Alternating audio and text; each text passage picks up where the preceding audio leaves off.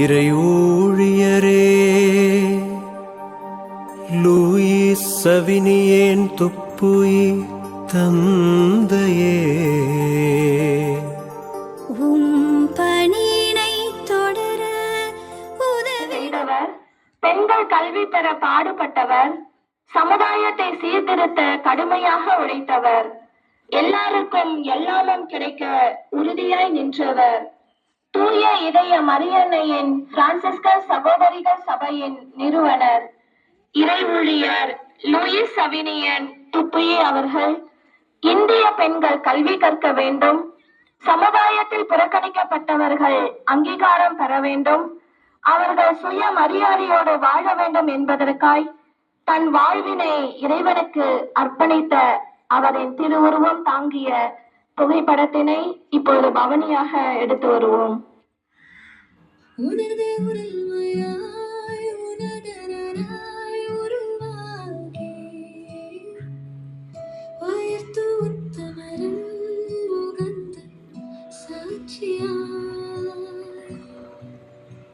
மனிதம் மதித்து மறையில்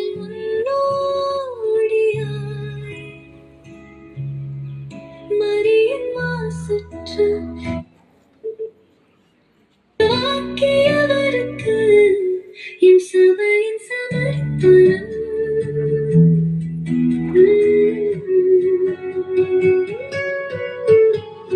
பெண்கள் கருணை பெண்கள் கருணினார்,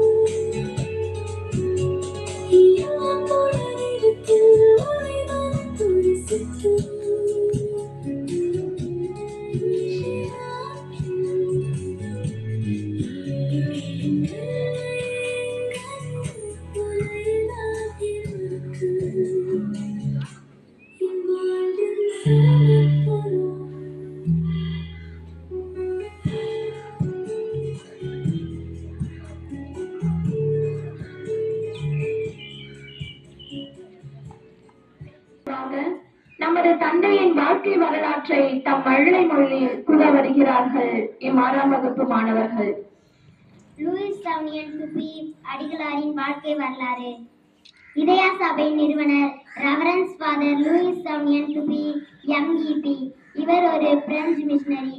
1806 ஆகஸ்ட் 18ஆம் தேதி பிரான்சில் உள்ள சான்ஸ் நகரில் பிறந்தார். தந்தை எத்தேர் லூயிஸ், தாய் விக்டனா ரெமி. துப்பி என்பது அவரது குடும்ப பெயர். பிரான்சில் உள்ள செபஸ்டியன் உயர்நிலை பள்ளியில் உயர்நிலை பள்ளி கல்வியை முடித்தார். பைபிள் மேற்கோளின் படி என்னுடன் வா, நான் உனக்கு மனுமுறை பிடிக்க கற்றுக் கொடுப்பேன். ஏப்ரல் 25, 1829 அன்று தன்னை ஒரு ஃபாதராக நியமித்துக் கொண்டார். மே 25, 1833 அன்று MEP சபையில் அவர் சேர்ந்தார். அவர் ஒரு தீவிரமான வைராக்கியமான பாதிரியார். அவர் தனது வாழ்க்கையை திருச்சபையின் சேவையிலே கழித்தார். அவர் ஜூலை 4, 1831 அன்று இந்தியாவை நோக்கி ஒரு மிஷனரியாக தனது பயணத்தை தொடங்கினார். ஆகஸ்ட் 21, 1832 பெங்களூருவின் பாரிஸ் பாதிரியராக நியமிக்கப்பட்டார். ஜூலை 1, 1840 அன்று மிஷன் பிரிண்டிங் பிரஸில் மேலாளராக சேர்ந்தார். ஜனவரி 18, 1844 பாண்டிச்சேரியில் நடந்த பிஷப் சினோடியில் பெண்களின் கல்வி, மத சார்பற்ற கல்வி, மத வழிமுறைகளை வழங்க இந்திய சகோதரிகளின் சபையை நிறுவ சினோட் உறுப்பினர்கள் சிந்திக்க தொடங்கினர். அக்டோபர் 16, 1844 பிரான்சிஸ்கன் சகோதரிகள் ஆஃப் இமாக்லேட் ஆர்ட் சபையை நிறுவினார். கிராமப்புறங்களில் உள்ள ஏழை எளியை பெண்களின் கல்வி தேவையை நிறைவேற்ற தொடங்கப்பட்ட சபை மூலம் சகோதரிகள் வலுவான ஆரோக்கியமான உறவுகளில் வளர நற்செய்தியை பரப்ப உருவாக்கப்பட்டது. 1874 ஜூன் 4ஆம் தேதி இறக்கும் வரை அவர் சபையின் வளர்ச்சிக்காக அயராது உழைத்தார். அவரது உடல் கதிர்ச்சலில் அடக்கம் செய்யப்பட்டது. ஏப்ரல் 13, 1989 அன்று அவரது உடல் தோண்டி எடுக்கப்பட்டு பாண்டிச்சேரியில் உள்ள பாப்புடையவான்பேட்டையில் உள்ள நிர்மலா நவநாகரிகத்தில் அடக்கம் செய்யப்பட்டது.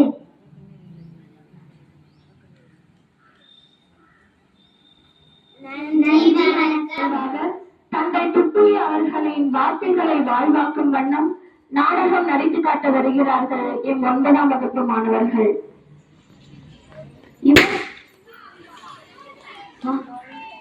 யுவஸ்ரீ, 11 மணி ஆகுது, இன்னும் தூங்காம என்ன பண்ணிட்டு இருக்க? அதுவும் அனுஷ்கா, இன்னும் 2 டேஸ்ல ஆடிட்டு இருக்குல்ல, அதுக்கான கணக்கு வழக்கெல்லாம் பார்த்துட்டு இருக்கேன். அதான் 2 டேஸ் இருக்குல்ல, அதுக்குள்ள நீ ஏன் ஒரி பண்ணிக்கிற? அப்படியெல்லாம் விடக்கூடாது. அன்னன்னைக்கு வேலையை அன்னன்னைக்கே முடிச்சிடணும். நம்ம தந்தை என்ன சொல்லியிருக்காரு? கணக்கு வழக்குல பிரம்மாணிக்கமா இருக்கணும்னு சொல்லியிருக்காருல்ல. ஆமால, நம்ம தந்தை சொன்னதே நான் மறந்தே போயிட்டேன். இனிமே நானும் கணக்கு வழக்குல பிரம்மாணிக்கமா இருப்பேன். ஓகே.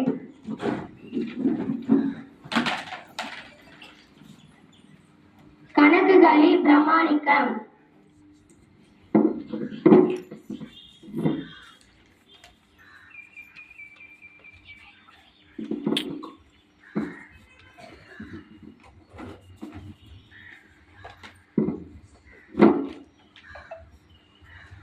தமிழ், நான் வந்துட்டு ஒரு விஷயம் சொல்லணும். என்ன விஷயம் வேலிஸ்கா? தயங்காத சொல்லு. எனக்கு கொஞ்சம் செலவு இருக்கு, வட்டிக்கு பணம் தரியா? வட்டிக்கா? ஆமா, வட்டிக்கு தான். நம்ம தந்தை என்ன சொன்னாரு? பணம் வட்டிக்கோ வாங்கவோ கொடுக்கவோ கூடாது சொன்னாங்களா? நீ சம்பாதிக்கிற காசை நீ கொஞ்சம் கொஞ்சமா சேமித்து வச்சா நீ இப்ப வட்டிக்கு வாழ்ற வேலையே இருக்காது.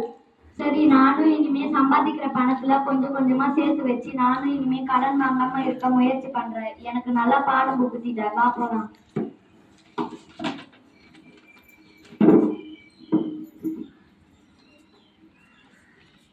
கடன் கொடுக்கலாகாது.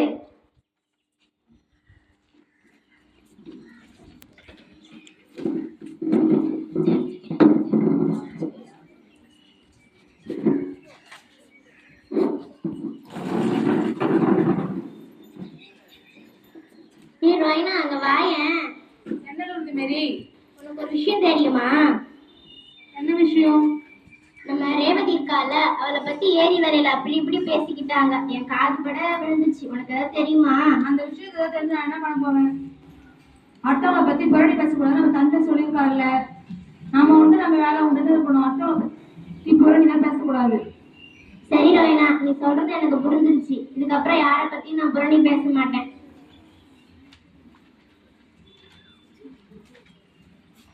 புரணி பேச கூடாது.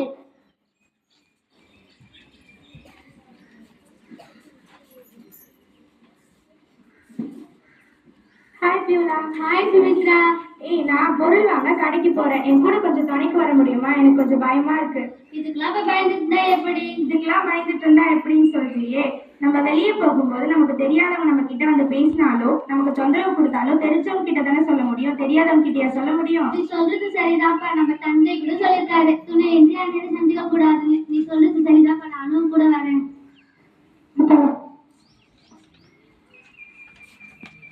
துணை இன்றி அந்நியரை சந்திக்க செல்லுதல் கூடாது.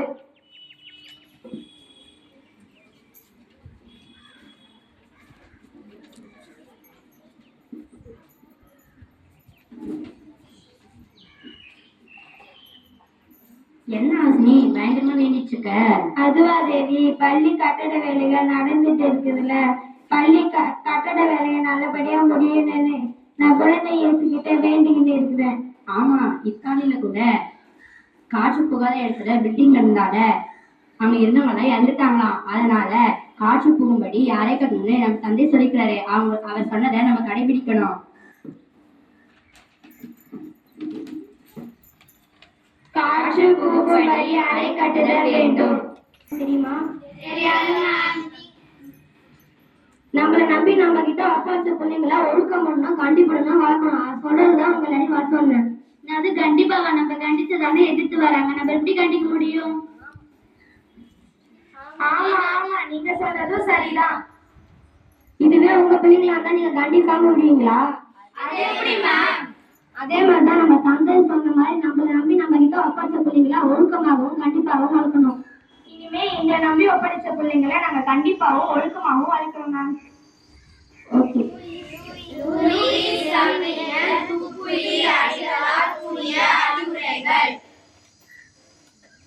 கணக்குகளில் பிரமாணிக்கம். கடன் கொடுக்கல் ஆகாது, புரணி பேசுதல் கூடாது, துணையின்றி அந்நியரை சந்திக்க செல்லுதல் கூடாது, காசு புகும்படி அறை கட்டுதல் வேண்டும்.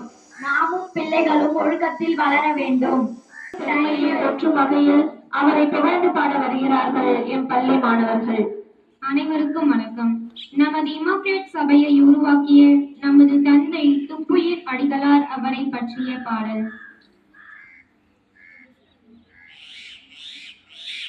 இறை ஊழியரே, லூயிஸ் சவேனியன் துப்புயிர் தந்தையே, உம் பணியினை தொடர உதவிடுவாய்.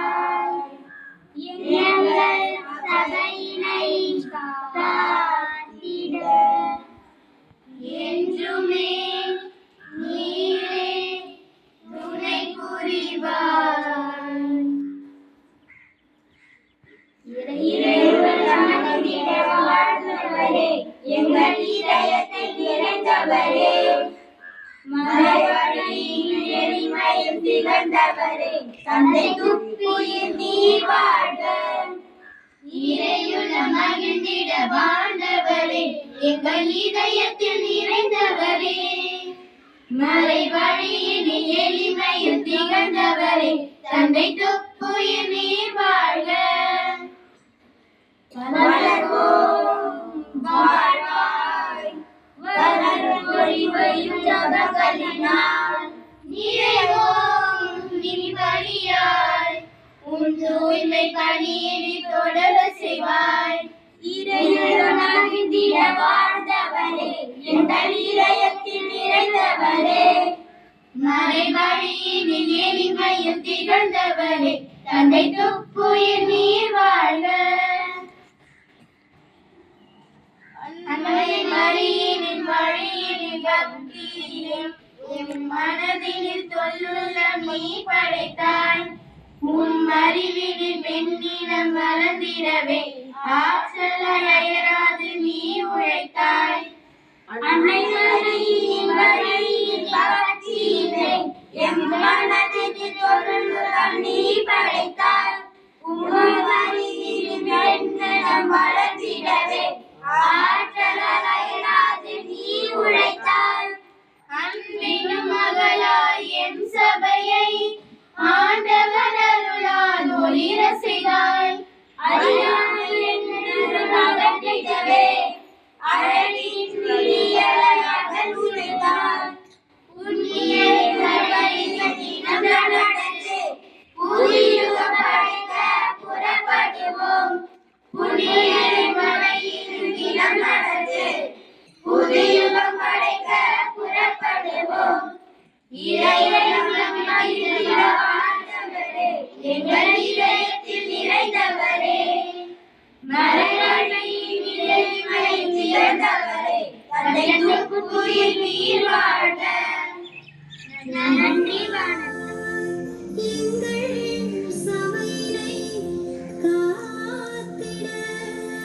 என்றுமே நீரே துணை புரிவாய்.